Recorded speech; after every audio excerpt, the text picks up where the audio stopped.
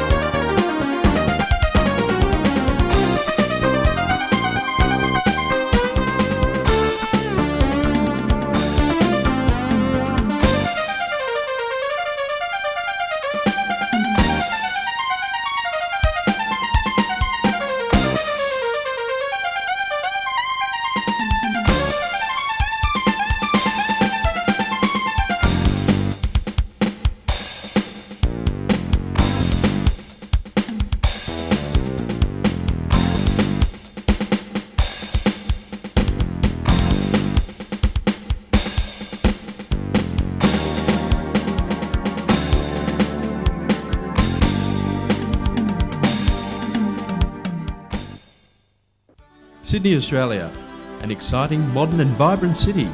It will be the Olympic city in the year 2000. The Sydney Harbour Bridge and Opera House are recognised around the world. This is the largest city in Australia and the commercial capital of the nation. Over 3.5 million people live, work and play here. If you live in Sydney or you're just visiting, There's so much to see and do. A cruise on the harbour is not to be missed, and whether you're on a party boat or the replica of the Bounty, it will be an experience you won't soon forget.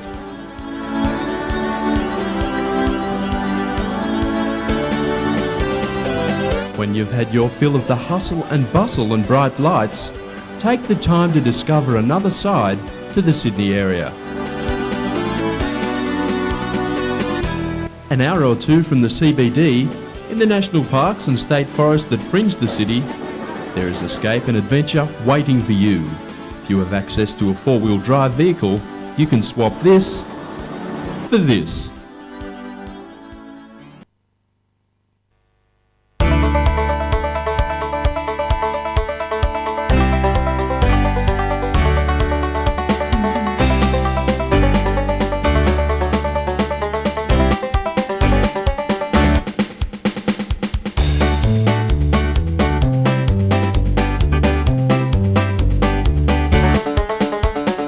In our first weekend escape, we explore the Blue Mountains around Lithgow. To get to the starting point, leave Sydney and head towards Richmond. From North Richmond, the road climbs steeply up the escarpment into Kurrajong Heights. There is a lookout at the top with views over the plains towards Sydney. Continue west on the Bells line of road, through Bilpin and past the Botanic Gardens at Mount Tomar. Shortly after passing through Clarence, the turn-off to the Zig-Zag railway will be seen on the right. Pull into the car park and prepare to step back in time with a trip on a steam locomotive.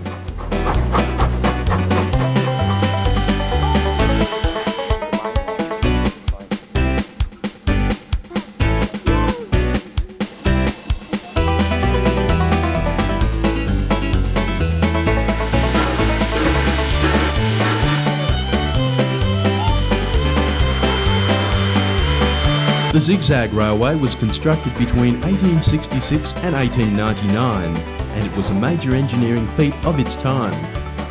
The name refers to its tracks, which are laid in the form of a letter Z. These are connected by reversing stations at the top and bottom. It has been restored by a cooperative and now operates as a tourist attraction.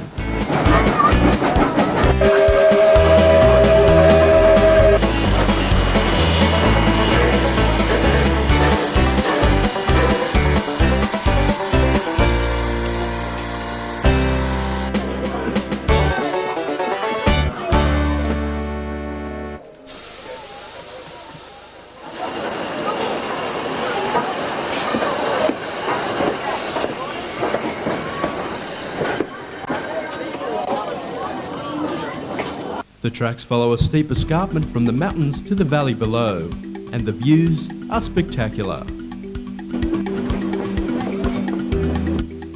Along the way, the railway passes over 3 sandstone viaducts, 2 tunnels and a cutting.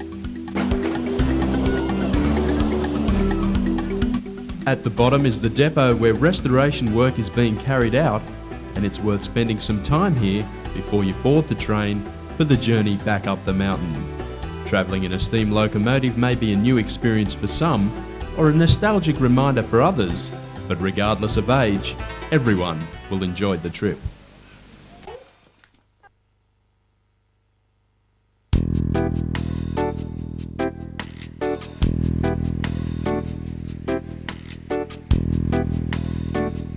Leaving the Zig-Zag Railway car park, turn right onto the old Bells line of road. 7 kilometres later, turn right at the Newnes Forest Centre signpost.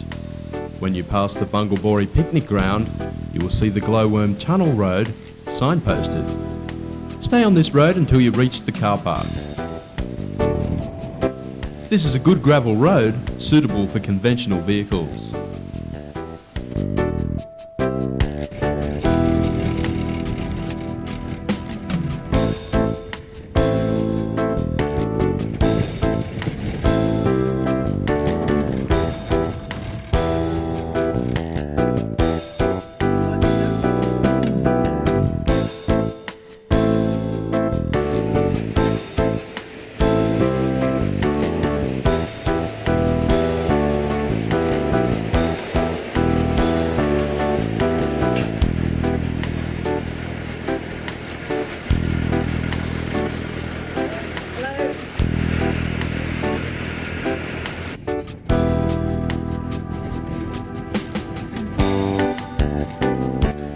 The road eventually begins to follow the old railway line until you pass through the first tunnel about a kilometre before reaching the car park.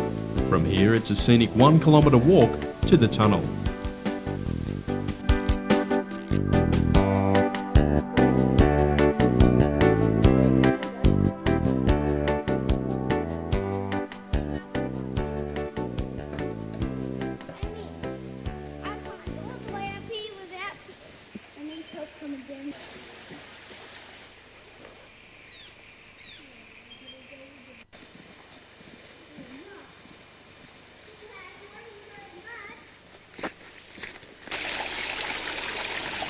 The tunnel is 1,320 feet long, and because it curves to the northwest, its centre is completely dark.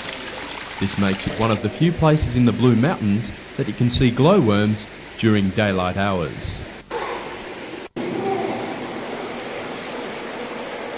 If you walk quietly into the tunnel and then turn off your torch, you will see hundreds of tiny points of light coming from the glowworms clinging to the walls.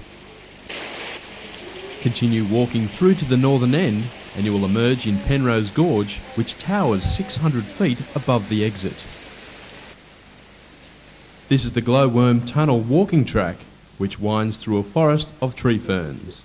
This track can be followed all the way to Newnes, but that would be a day trip on its own.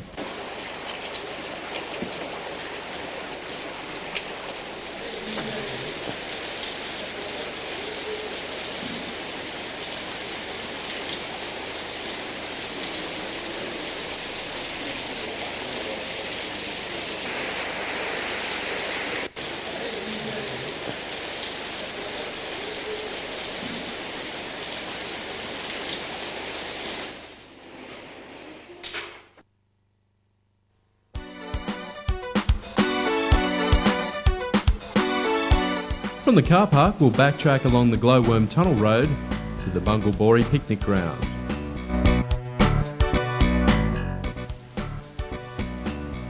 At the picnic ground, make a right turn into Blackfellows Hand Road. We'll eventually follow this all the way to the cave, but for now, make a left turn and follow this track to the Lost City. This track is 4-wheel drive only. There are some deep washouts and the final descent will require low range.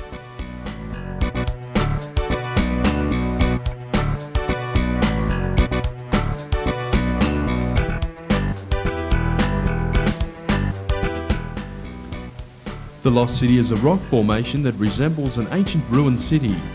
These formations are known locally as pagodas. The soft sandstone has been sculpted into these shapes by the forces of nature. In this gully are 2 dams which originally supplied Lithgow's water.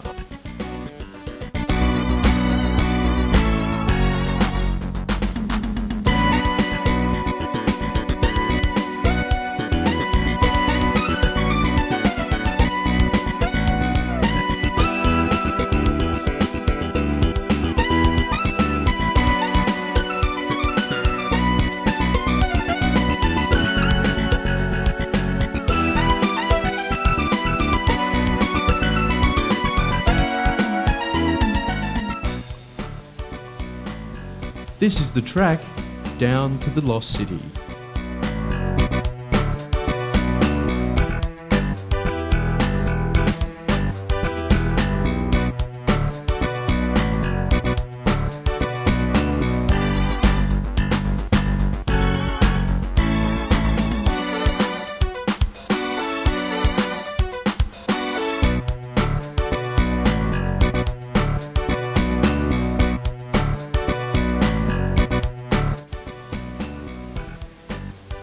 Taken slowly, these sandstone steps will present no problem to vehicles with adequate ground clearance, but if you don't want to attempt the last section of the track, there is a small parking area at the top.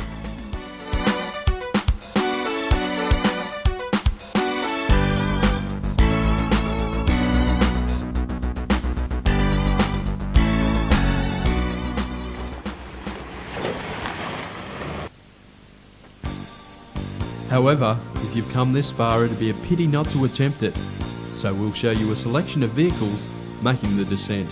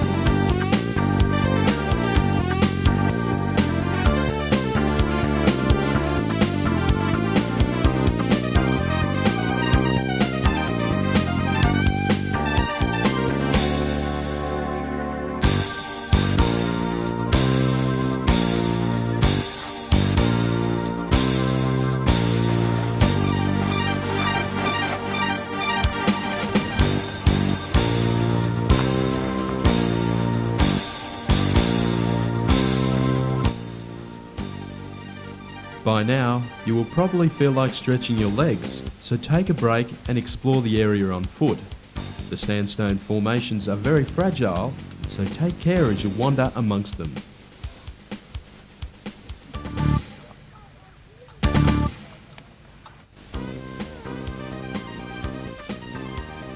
When you have finished exploring this area, return to your vehicles and backtrack towards Bungalbori.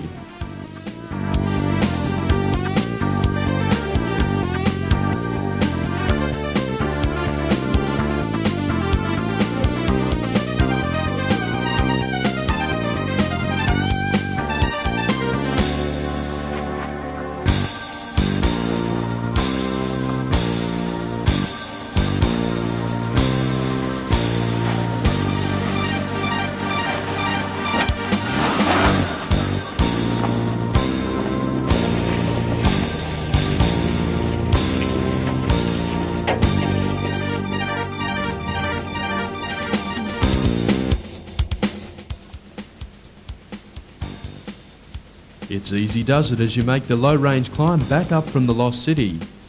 At the top of the rock steps you will normally find the left-hand side will be the easiest path to take.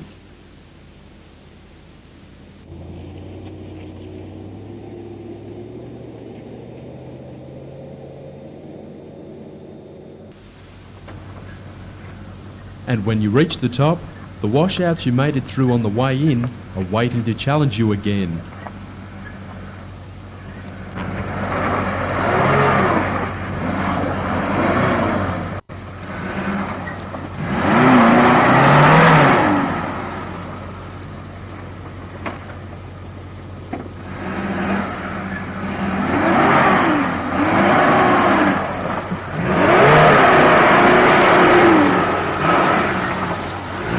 On the day we were in the area videotaping, we came across this new discovery. With its front wheels in between the ruts and its rear bumper wedged against a rock, it is well and truly stuck. And this is how it happened.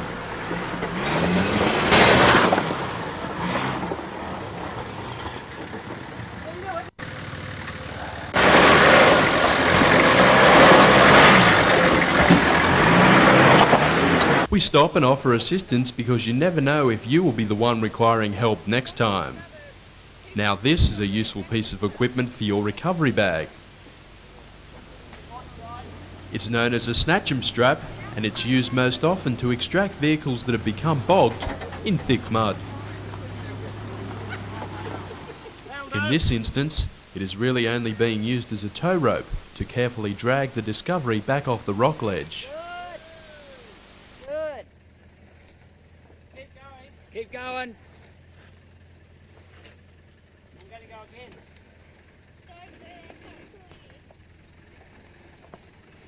Let him take the slack up.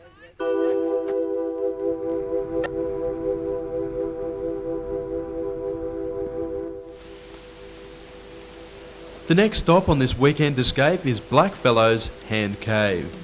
This is near the end of Blackfellows Hand Track just before it joins Walgan Valley Way. To get there, continue to the end of the Lost City track where it joins Blackfellows Hand Track and turn left.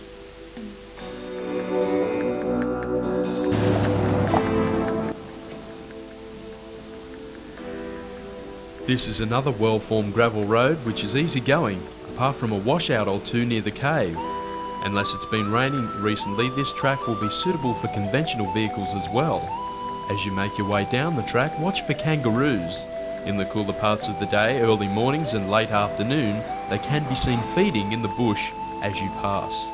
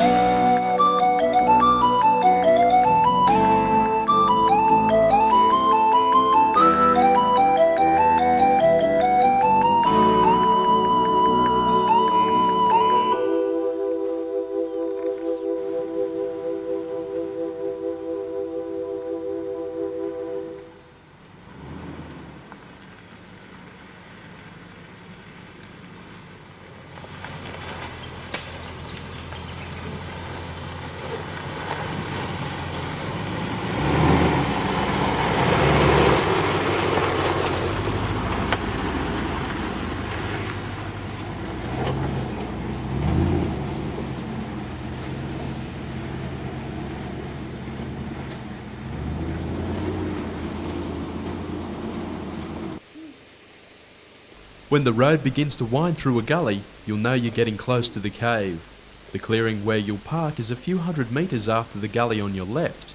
The cave is not signposted until you have climbed the access track and followed the rock face for some distance, but it is impressive.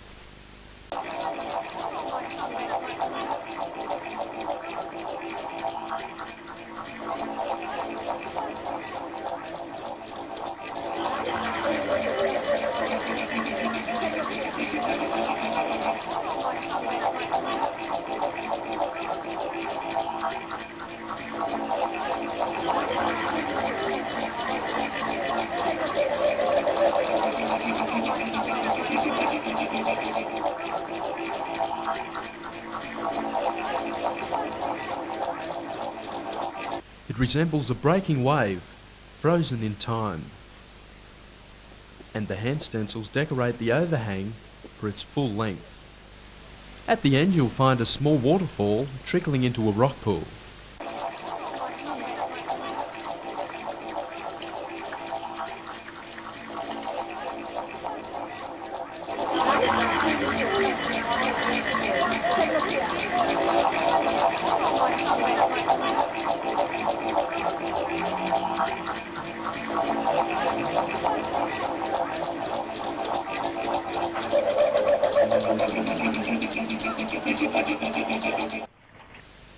Now it's back into the vehicle for the final leg of our journey. We're off to explore the industrial ruins at Newnes. From the car park, turn left and continue a kilometre to the junction of Blackfellows Hand and Walgan Gap Road. Turn right here and start the 25-kilometre trek to Newnes. After a kilometre, stop at the lookout on your left and take in the view. This is Walgan Valley. The road descends towards the valley floor, then winds between the cliffs towards Newnes. As we pass through this very picturesque valley, it's easy to imagine what it was like in the early 1900s, as little has changed here.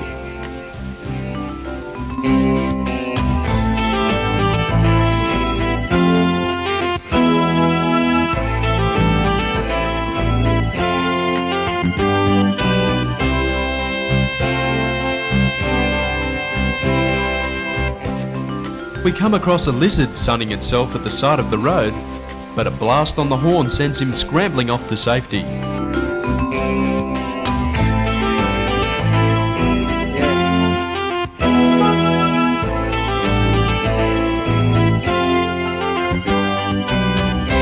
There's not much left of the town as it was destroyed in 1938. Apart from some stonework on the right-hand side of what used to be the Newnes main street, only the hotel remains. A About 200 metres past the hotel and the old rail carriages, look for the signpost on your right.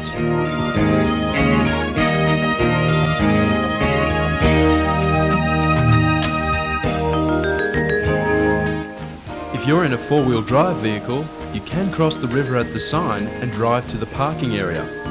From here it's only a 500 metre walk to the ruins.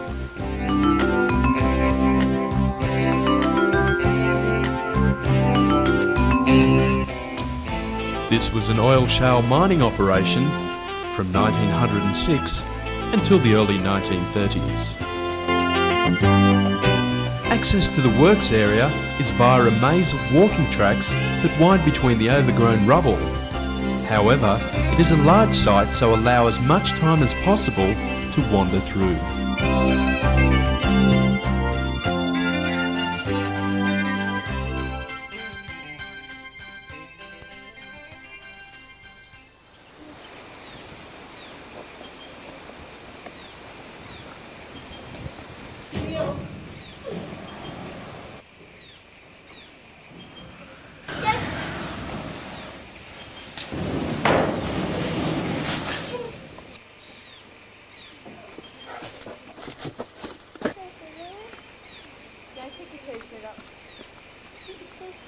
The industrial ruins are on several levels and are quite extensive.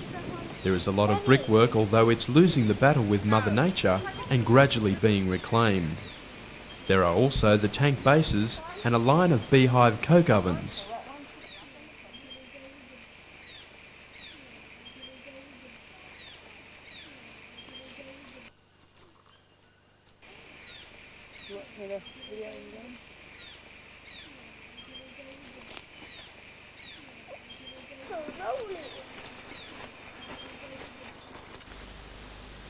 Chimneys are all that remain of these houses. It's worth taking the time to visit Newnes, even with the 50-kilometre round trip from Blackfellows Hand Track. It's an interesting end to what will be a busy weekend. And it's nice to know that this heritage area is preserved as part of the Wallamai National Park. This means the ruins will still be there for future generations to explore. And for us, on our next visit.